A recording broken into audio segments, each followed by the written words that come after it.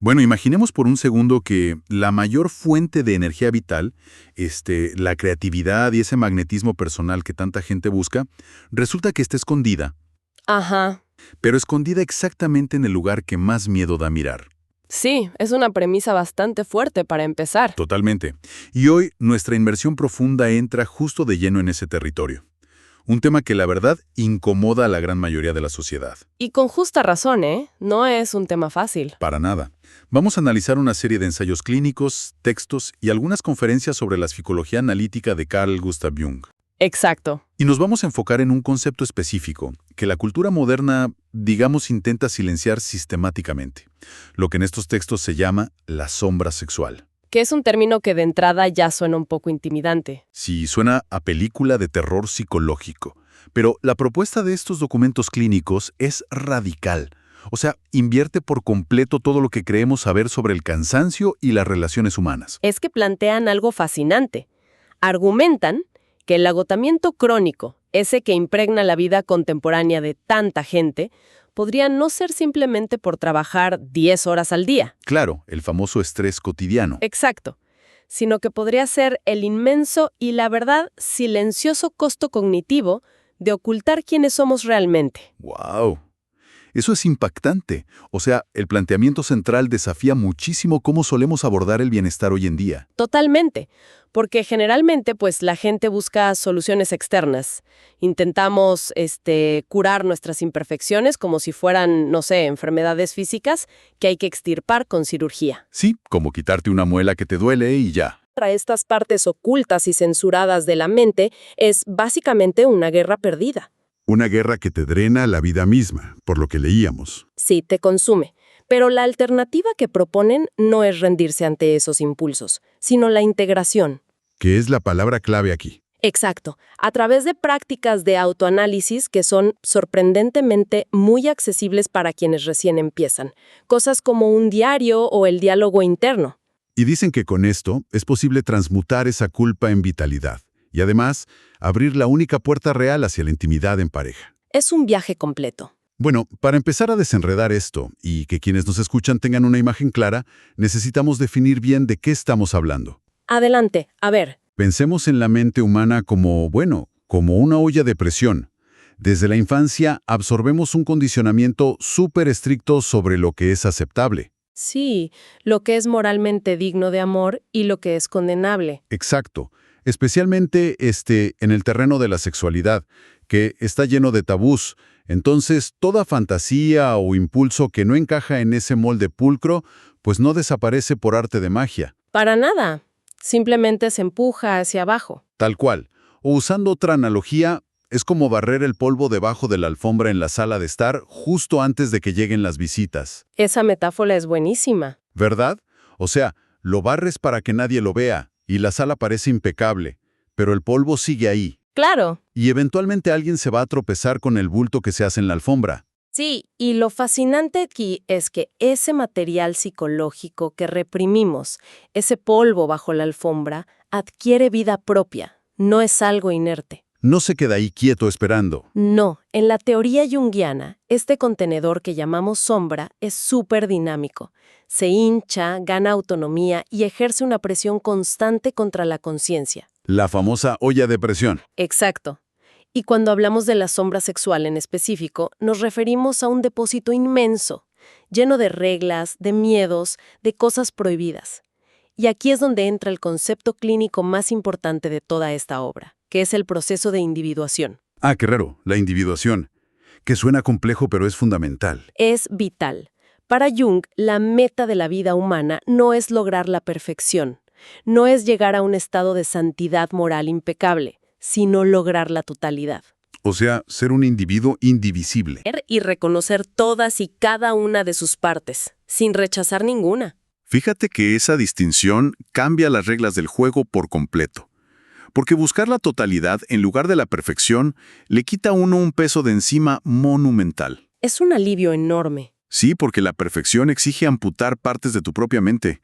En cambio, la totalidad exige reconciliación. Es una forma muy hermosa de ponerlo. Ahora, asumo que es importante aclarar algo para nuestra audiencia. Esto no es de ninguna manera una invitación a actuar por impulso, ¿cierto? No, para nada. O sea, romper con la ética personal o hacer daño. Reconocer no es lo mismo que actuar de manera destructiva. La diferencia es abismal y es un punto crucial. Reconocer esta sombra sexual significa admitir que existe dentro de la psique, observarla de frente, entender de dónde viene. Sin juzgarla. Exacto. De hecho, actuar de forma compulsiva o destructiva suele ser el resultado directo de no haber integrado esa sombra. Ah, porque cuando la niegas toma el control.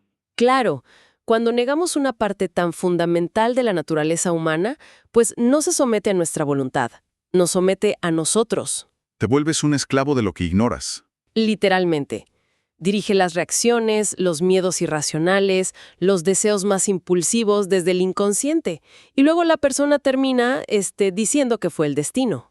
O preguntándose por qué siempre tropieza con la misma piedra con relaciones destructivas una y otra vez. Exactamente. La integración otorga conciencia. Y la conciencia es lo único que nos da la verdadera capacidad de elegir. Bueno, si pasamos a los beneficios reales, porque me imagino que hacer este trabajo es súper incómodo. Incomodísimo. Da mucho miedo. Pero hay una razón para hacerlo. Los textos hablan de una especie de alquimia interna fascinante relacionada con la energía. ¿Sí? La recuperación de la energía vital. Exacto. Volviendo a la olla de presión, mantener esa tapa cerrada exige muchísima fuerza. Imaginemos intentar mantener 3 o 4 pelotas de playa sumergidas bajo el agua en una piscina. Es un esfuerzo físico tremendo. Totalmente agobiante. Tienes que estar usando los brazos, las piernas, la tensión del cuello para que ninguna pelota salga disparada a la superficie.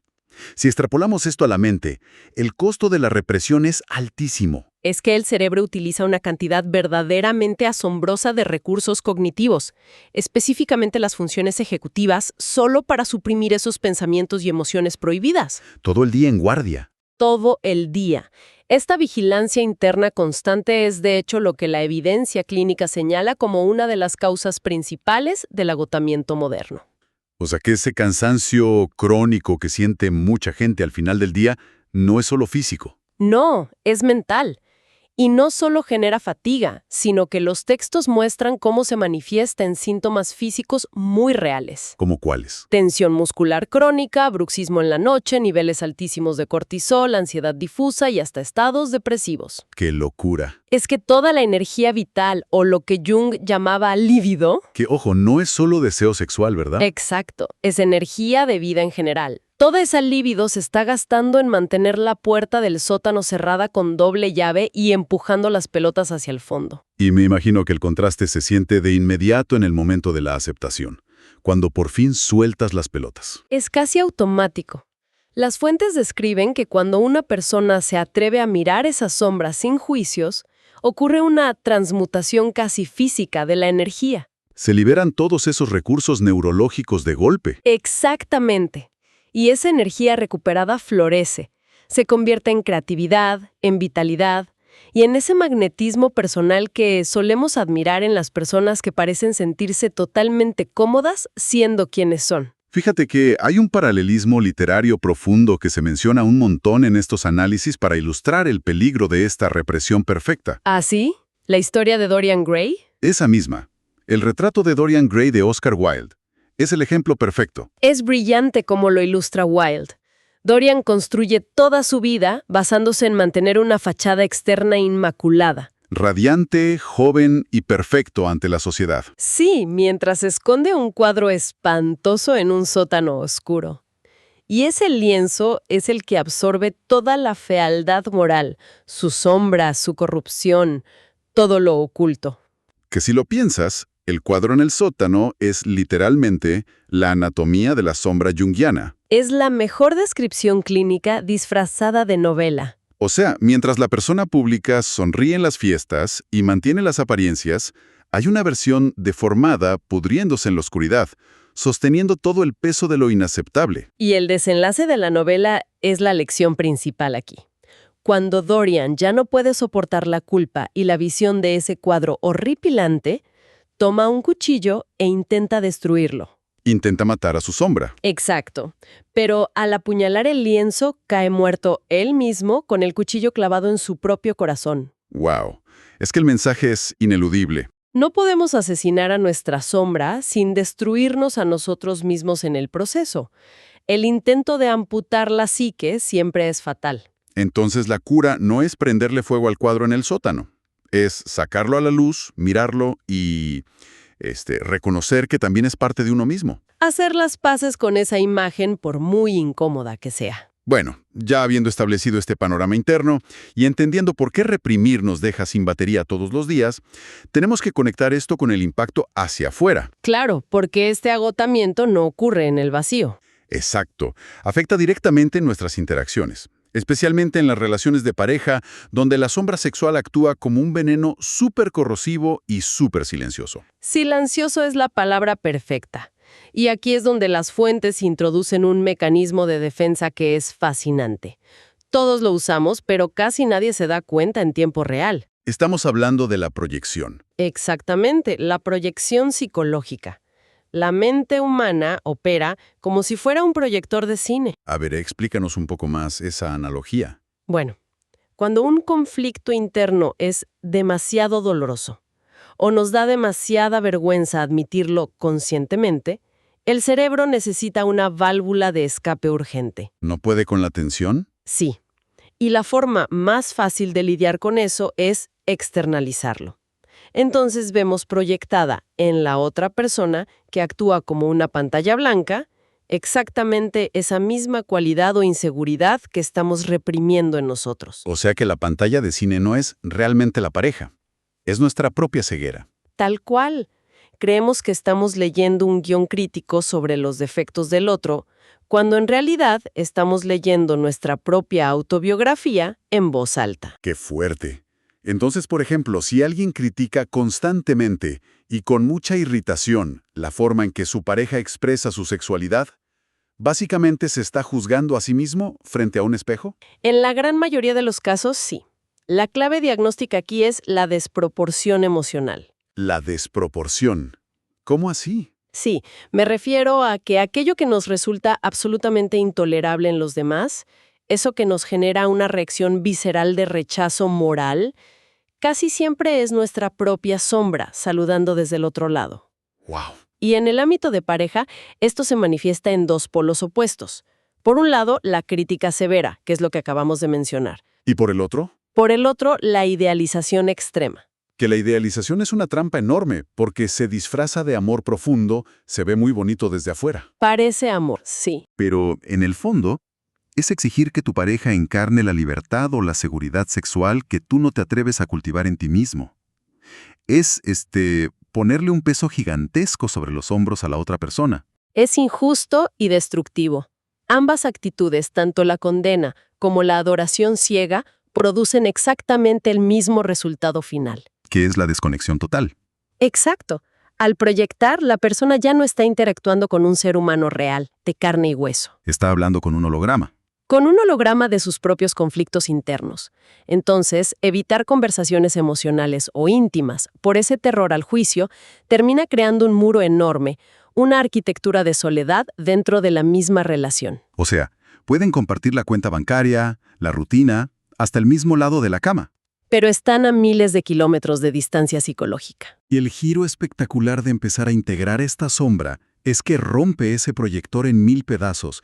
De repente, la pantalla cae. Y cuando la pantalla cae, al hacer las paces con esas inseguridades, pues ya no necesitas usar a tu pareja ni como villano ni como salvador. Empiezas a ver a la persona tal como es, con sus propias luces y oscuridades. Y esa es la única forma de alcanzar una honestidad radical. Es el verdadero y único inicio de la intimidad. Porque la intimidad auténtica requiere que ambos estén presentes en su totalidad. No son dos mitades rotas buscando completarse. Y tampoco son dos fachadas perfectas que tienen pánico de ser descubiertas. Exacto. Al quitar la proyección, el nivel de vulnerabilidad física y emocional que se alcanza es de una profundidad increíble. Bueno, ya tenemos el qué es la sombra. Ya comprendemos el costo de ocultarla. Y vemos cómo salva las relaciones. Pero llegamos al punto crítico de esta inmersión profunda. La práctica. Exactamente, el cómo. Porque si llevar una vida de represión es un hábito tan arraigado, ¿cómo apagamos ese proyector en el día a día sin volvernos locos? Los textos proponen un kit de herramientas muy claro para quienes empiezan. Son pasos muy específicos y todo inicia con una rutina matutina de apenas 10 minutos. 10 minutos suena manejable. ¿Lo es? El primer pilar es el diario de la sombra, o un diario de sueños. Y la instrucción clínica es súper estricta. Hay que hacerlo apenas se abren los ojos al despertar, Antes de revisar el celular, asumo. antes de hacer cualquier otra cosa. Hay una razón neurobiológica para esto. En esos primeros minutos, el cerebro transita por frecuencias de ondas muy cercanas al estado de sueño. Claro. Todavía estás medio dormido. Y por lo tanto, las defensas del ego, ese guardia de seguridad que censura todo, todavía están adormecidas. Es el momento perfecto para escribir a mano, sin filtro. Sin preocuparse por la ortografía ni nada. Exacto, y sobre todo, sin emitir ningún juicio moral sobre lo que aparece en el papel. El objetivo, por lo que leí, es plasmar los residuos de la psique. O sea, anotar esos pensamientos crudos o envidias que causaron mucha incomodidad el día anterior. Sí, y de manera súper importante, capturar los sueños. El marco analítico dice que los sueños son la línea directa con el inconsciente. Y el lenguaje onírico no usa palabras, usa puros símbolos. Puros símbolos. Y la sombra sexual tiene disfraces muy recurrentes en estos sueños. Sí, las fuentes mencionaban algunos fascinantes. A ver, por ejemplo, suele aparecer como figuras del mismo sexo que producen mucho temor o un rechazo inexplicable. O también la iconografía animal. Leía que soñar con leones u osos descontrolados frecuentemente representa esas pasiones e instintos primarios que piden salir. Totalmente. Los pájaros suelen simbolizar el anhelo sofocado de libertad. Y también hablaban de los espacios. Sueños donde estás atrapado en cuartos cerrados, pasillos estrechos o laberintos. Ese es el reflejo clínico exacto de la asfixia que produce la represión en la psique. Bueno, identificar los símbolos en el diario es como el diagnóstico. Pero el segundo paso del kit de herramientas es el tratamiento en sí, el ejercicio de imaginación activa. O el diálogo interno, sí, es una técnica que propone visualizar a la sombra. Un método común es la silla vacía. Donde imaginas que esa parte tuya que rechazas o ese animal del sueño está sentado justo frente a ti en la habitación. Exacto. Y la idea es entablar un diálogo genuino, hacerle preguntas directas. ¿Qué es lo que realmente necesitas? ¿De qué dolor me estás intentando proteger? Es darle voz a lo que siempre ha estado amordazado. Pero a ver, hagamos una pausa aquí y pongámonos del lado de quienes nos escuchan. Claro. Seamos realistas.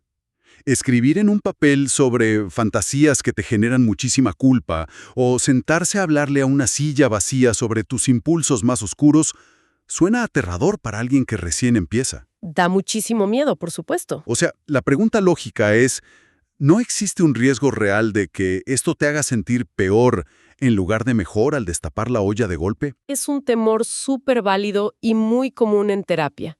Acertarse a lo reprimido genera pánico. Pero la perspectiva clínica tiene una metáfora preciosa para cambiar cómo vemos esto. A ver. Imagina a la sombra no como un demonio o un monstruo, sino como un niño pequeño que ha estado encerrado en el sótano oscuro de una casa por 30 años. ¡Wow! Un niño asustado. Un niño aterrorizado y furioso que golpea la puerta con todas sus fuerzas buscando que alguien lo escuche. Cuando te acercas a la puerta, el ruido es ensordecedor e intimida. Obviamente, te da miedo abrir. Pero al girar la perilla y encender la luz del sótano, te das cuenta de que no hay ningún monstruo esperando para destruirte. Solo hay una parte vulnerable y herida de tu propia mente que necesita comprensión. Es súper revelador verlo así. Por eso dicen que la imaginación activa nunca debe ser un enfrentamiento violento, sino un acercamiento muy gradual, lleno de autocompasión. Fíjate que hay una historia clínica en las fuentes que ilustra este proceso de una manera espectacular. Ah, el caso del lobo. Es un clásico. Sí, un paciente que sufría de pesadillas recurrentes donde lo perseguía un lobo negro, enorme, rabioso, que lo iba a despedazar. Y en la terapia identificaron que ese lobo era la encarnación perfecta de su sombra. Representaba toda esa agresividad reprimida, su energía instintiva que no dejaba salir en su vida perfectamente controlada. Y la prescripción del terapeuta fue súper contraintuitiva. Un ejercicio de imaginación activa magistral. ¿Sí? Le dijo que no intentara matar al lobo en sus sueños. Ni huir de él.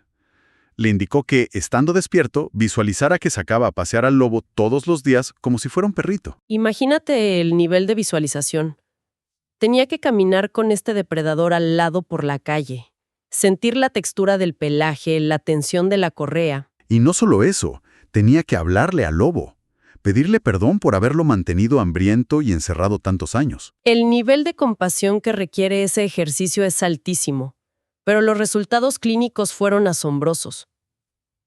Semanas después de hacer esto, la dinámica de sus sueños cambió por completo. El lobo dejó de atacarlo, empezó a caminar a su lado y luego simplemente desapareció como amenaza. Porque ocurrió una integración. La fiereza y la vitalidad de ese lobo se asimilaron en la personalidad del individuo. Esa energía salvaje dejó de ser un enemigo y se convirtió en su resiliencia para enfrentar el día a día. Es la demostración perfecta de que los instintos difíciles no se eliminan, se canalizan. No asesinas al lobo, le haces un espacio en la mesa. Tal cual. Y ese es el viaje completo que proponen los textos. Pasar de la negación que te drena físicamente a recuperar tu energía dejando caer las defensas. Y finalmente, desmantelar el proyector para poder ver a tu pareja con honestidad, sin los filtros del miedo.